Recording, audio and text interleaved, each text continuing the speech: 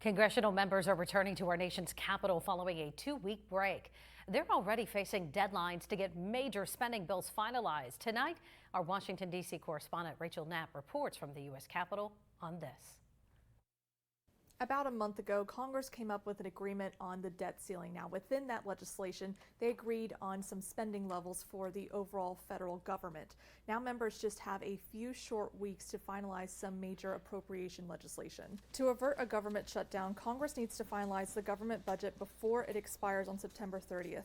This bill includes hundreds of billions of dollars for non-defense discretionary programs and defense funding, among other items. This is something we are expecting a big fight over. Some Republicans were split over the defense spending agreement from the debt ceiling.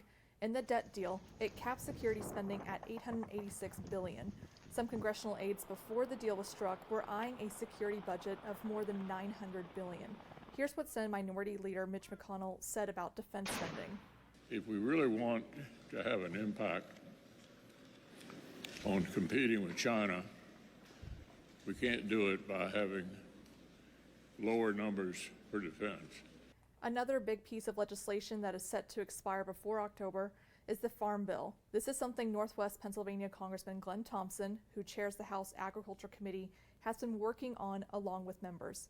This bill impacts every single American. The legislation outlines how our food is grown, what kinds of food are grown, SNAP benefits. This bill overall just has a huge impact on farming.